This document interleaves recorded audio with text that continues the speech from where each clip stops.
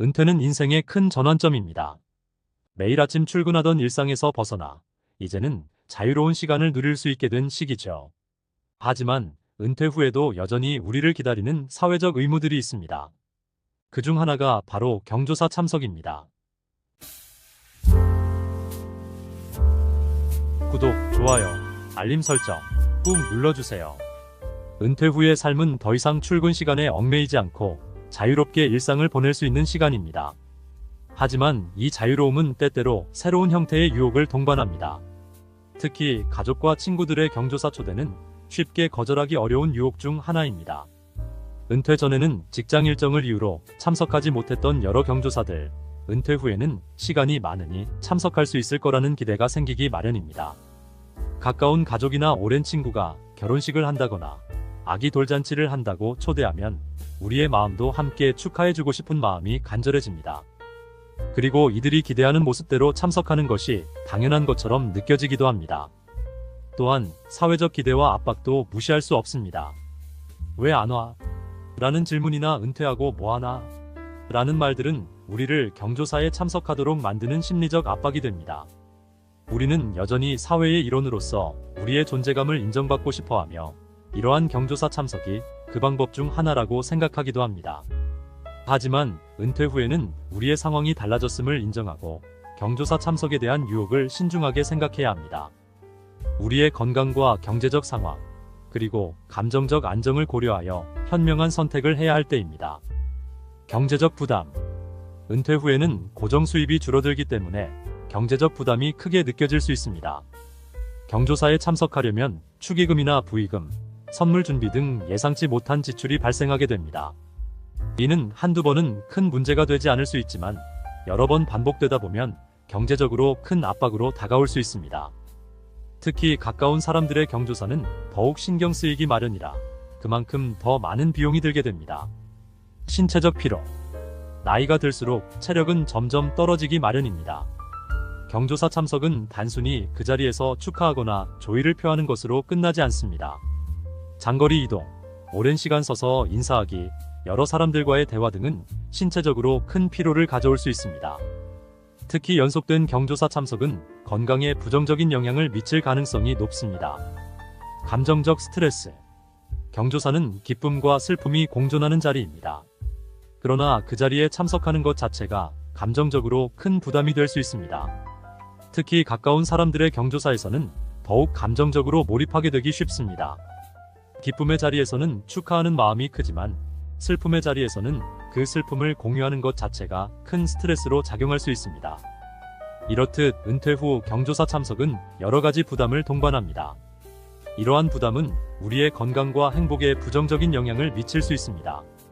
경조사를 대신할 수 있는 방법들.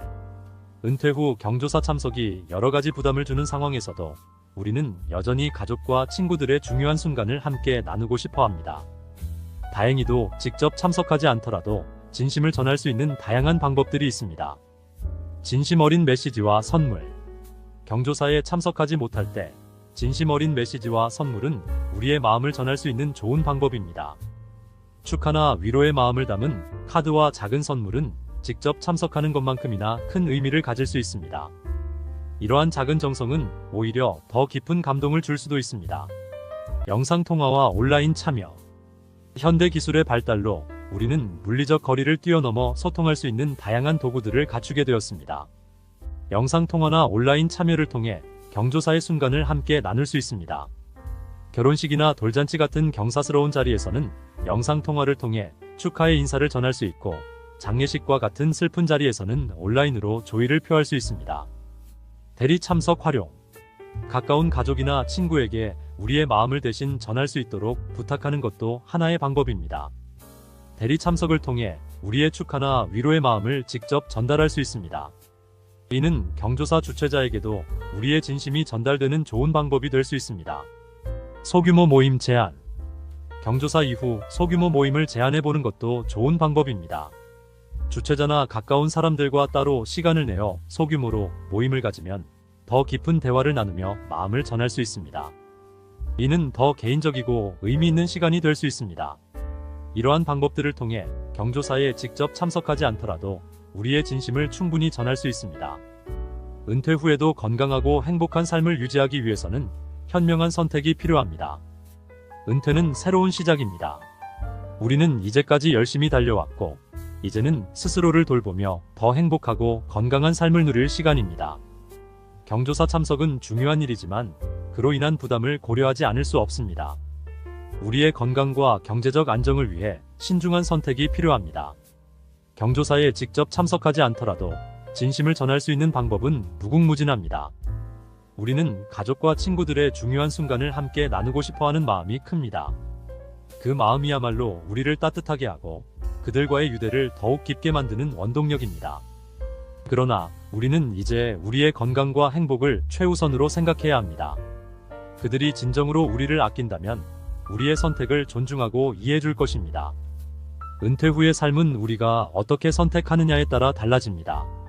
신중한 선택을 통해 경조사의 부담을 덜고 진정한 의미에서의 자유와 행복을 누리세요. 우리의 진심은 그 어떤 형식보다도 깊고 따뜻하게 전해질 것입니다. 우리의 삶은 이제 막 새로운 장을 열었습니다. 이 여정에서 중요한 것은 우리가 얼마나 건강하고 행복하게 살아가느냐입니다. 그 누구보다도 소중한 자신을 위해 현명한 선택을 하고 매 순간을 감사하며 살아가시길 바랍니다. 은퇴 후에도 사랑과 행복이 가득한 나날들이 여러분을 기다리고 있을 것입니다.